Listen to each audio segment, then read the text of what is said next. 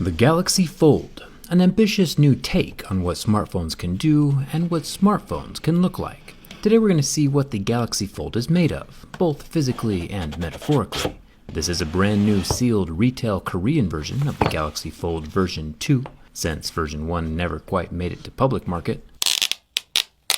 Maybe if we bend this fold backwards far enough in the wrong direction, we can snap it into two phones instead of just one. You never know unless you try. Let's get started.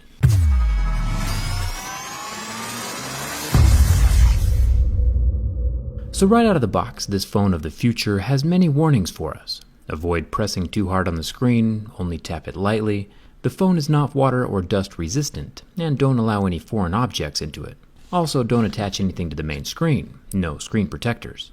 And keep the fold away from objects affected by magnets, like credit cards. Those all seem like pretty big issues to me. Cell phones are quite possibly some of the most accidentally abused pieces of technology on the planet, and Samsung's, they're telling us not to touch it very hard. Not very confidence-inducing. Before we commence the first fold, let's see what's inside the box. Underneath the phone holder, we have a note written in what looks like Korean. Google Translate on my Galaxy S8 Plus shows that it's another little hype paragraph for the phone. The Galaxy Fold also comes with a case, a very thin layer of carbon fiber material that just snaps onto either half of the phone. I guess any protection is good protection. And underneath that we have the wireless Galaxy earbuds and the normal USB-C charger. Let's get back to the fold. Right off the bat, this thing definitely feels good. It feels solid, well engineered, and very well planned out. Even without folding it yet, there is a visible crease running down the center of the display. It's not as visible when the screen is turned on, but still definitely there. Now this is only the second folding smartphone I've ever come across in real life. But while folding, it's definitely the better feeling of the two. The hinge makes the phone feel like it's supposed to bend, easily and smoothly, and then softly clicks into the closed position, and is held shut with its magnets. And it does all this very gently. When I would fold the Royal FlexPi hinge, the foldable phone I tested previously, it was more of a spring that always wanted to stay in the open position, and it did not want to fold on its own free will. The Galaxy Fold feels much more natural. Honestly, if this phone survives the durability test, I might even switch to it as my daily driver. It feels pretty awesome. The Fold also has a much smaller profile than the FlexPi. The Royal FlexPi, seen here in its very well-loved condition, it has a much larger footprint than the Galaxy Fold when it's opened, as well as when it's closed. As a matter of fact, the closed FlexPi is as big as the Galaxy Fold is when it's opened, and both of them have some very strong magnets inside. So as far as, form factor goes when talking about phones, I think the Galaxy Fold comes out on top. Its smaller design makes it seem more like a phone, and the FlexPi is more of a folding tablet. The Galaxy Fold has a fully functional front display, and can control the whole phone from here. I can activate the front-facing camera, and then fold open the phone to switch to the internal screen, and smoothly switch to the internal front-facing camera all at the same time. This thing has 6 total cameras, which we'll get to in just a second. This thing is kind of mind-blowingly futuristic. It doesn't register that the phone is closing until it actually clicks shut, and then I can go back to using that front screen like a normal phone if I wanted. It's time to start seeing what this fold is made of. My Mohs hardness picks can numerically tell the difference between different minerals and materials. Plastic scratches at a level 3, glass scratches at level 5 or 6, and sapphire would scratch at a level 8 or 9. This front display is 4.6 inches with a 720p resolution and starts scratching at a level 6 with deeper grooves at a level 7. Pretty normal for a smartphone, even though this phone is anything but normal. Let's mosey on into the inner display. This thing is much larger at 7.3 inches. With all of Samsung's warnings about the inner display and the previous recall due to display fragility, we kinda knew this was coming. But still, seeing scratches at a level 2 with deeper grooves at a level 3 kinda just hurts a little. The Galaxy Fold has a screen hardness comparable to Play-Doh, soggy bread, or a $2,000 stick of chewing gum. Even my fingernail can do considerable damage to the screen.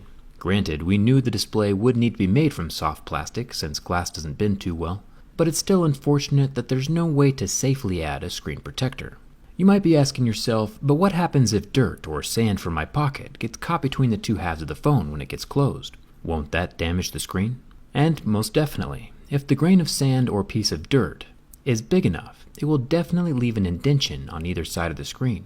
There is a small gap between the two halves, so dust and dirt could slip out, but that same gap could also allow for stuff to slip in. So if you get this phone, it might be a good idea to vacuum out your pockets every morning before you put on your pants. Samsung did say this phone is not dust resistant whatsoever, and I believe them, and you believe them. But I don't think dust believes them or is going to play by their rules. So let's see what happens if you take this phone to the beach. The phone closes all right, and there's just enough of a gap between the two halves to make this the world's most expensive salt shaker. And somehow, from having dust on top of the screen,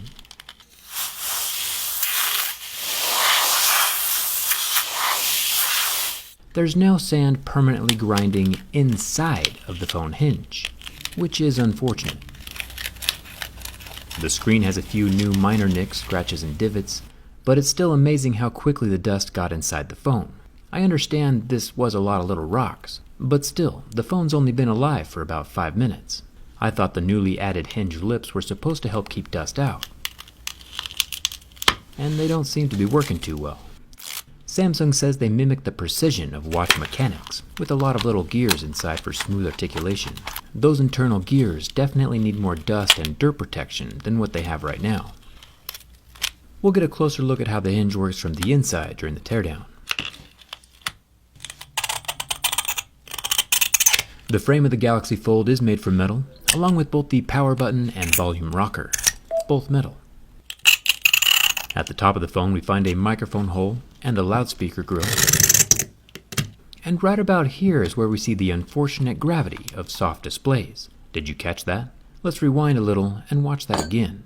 While I'm rotating the phone, the tip of my razor catches the raised lip around the edge of the dynamic AMOLED display and pops the pixels like a marshmallow on a roasting stick, literally killing an entire line of pixels across the screen on the Galaxy Fold. One wrong move, one little accident, and now the whole top section of my phone is dead. Pixels, as well as touch sensitivity. The whole thing has gone kinda haywire, all from that one little prick. This would never happen inside of a normal phone, and now the Fold screen doesn't even want to turn on half the time, and we haven't even gotten to the bin test yet. I'm not a huge fan of this new development. Let's keep going anyway. The Galaxy Fold does have a SIM card tray, but no expandable memory. At least this tray has a rubber ring to keep some dust out. If only the rest of the phone had this same feature. The bottom of the phone has USB-C and no headphone jack. But since Samsung actually included a pair of wireless headphones in the box, I'm pretty okay with it. The center articulated spine of the Galaxy Fold is made from metal. It's also interesting to note that Samsung has carved their logo and inlaid little reflective letterings inside each of the little grooves.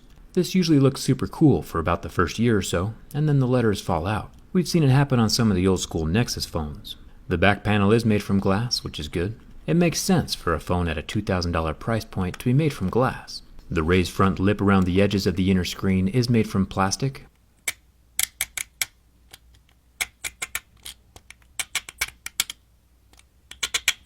We call this lip Marquez's fault, because it's Marquez's fault. If we make our way around to the backside, we get the triple camera lens setup, and it's covered with glass. The 16 megapixel wide-angle camera up top, the 12 megapixel normal camera in the center, and the 12 megapixel telephoto zoom camera on the bottom. Then over here on the front side of the closed phone, the 10 megapixel exterior selfie camera is also protected by glass, along with the metal earpiece grill. Then flipping the phone open to the internal cameras, the screen still doesn't really want to function at the moment, we have another 10 megapixel selfie camera and an 8 megapixel depth sensor, for a total of 6 cameras in one phone.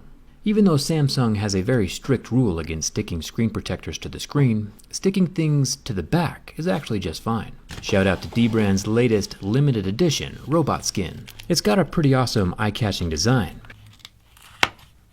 that proves you can look awesome on the outside, even if you are kinda dead on the inside.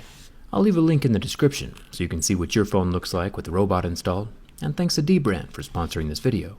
The screen is still a bit finicky, not turning on sometimes and not sensing touch other times. That little poke really did some unfortunate damage. I don't think the lighter is going to make things any better, but with the semi-dead screen and a hinge that sounds like a pepper grinder, I don't think we have much left to lose. After about 7 seconds, I could see the pixels going white and starting to burn, but as soon as I pulled the lighter away, they completely recovered. It's interesting that the plastic on top of the screen is not bubbling or melting, like we saw on the flexible display watch, or some of the other plastic screen devices we've tested. I burned the screen again for about 10 more seconds, and still no damage to the plastic, just the interior pixels. Shutting the phone and flipping it around to check the front screen, it lasted a bit longer, at 15 seconds with the heat from my lighter. Glass absorbs some of the heat before it reaches the pixels. Now you can bring up that cool tidbit at parties. The screen does completely recover. Now for the bin test. In perfect, factory-enclosed pristine conditions, folded by robots, Samsung's hinge is rated to over 200,000 folds, which means if the fold gets folded an absurd 200 times a day, it would still last you almost 3 years. In a non-pristine environment, of course, and one contact with a spoonful of dirt, it lasts about 20 folds before the hinge starts sounding like a crumpled up bag of potato chips. But let's say we were to accidentally on purpose bend the phone the wrong direction. We already know that the Royal FlexPi survived for a while even after the hinge broke, so let's see what happens to the Galaxy Fold. Flipping the phone around to bend it backwards, and I apply some force. Surprisingly, the hinge remains intact. This is kind of a huge surprise. The last folding phone snapped backwards pretty easily, and even the iPad Pro broke easier than this. Samsung's Galaxy Fold might have a few glaring weak points, but the articulating hinge is definitely not one of them. The whole phone still folds in the correct direction, but when folded back the wrong way, all I get is a gentle curve, but no permanent damage. The hinge is just as strong as Samsung's normal, non-folding flagships. Pretty incredible. The antenna line is cracking along the frame, but the hinge itself is still 100% functional, and the device is still in one piece. This is a tough one. How should we categorize the Galaxy Fold? The structure of the phone is still intact, but the inner screen is basically unusable from that accidental poke I made earlier. Should we say the Galaxy Fold passes the durability test, or failed? Let me know down in the comments. Personally, I think when Samsung figures out how to seal the hinge from dust and find a way to allow screen protection, this foldable phone format is going to be a winner. Do you see yourself ever using a foldable phone? Hit that subscribe button. I'll be right here testing out Samsung's next folding phone as well. And don't forget to check out Dbrand's robot skin with the link in the description. Come hang out with me on Instagram and Twitter, and thanks a ton for watching. I'll see you around.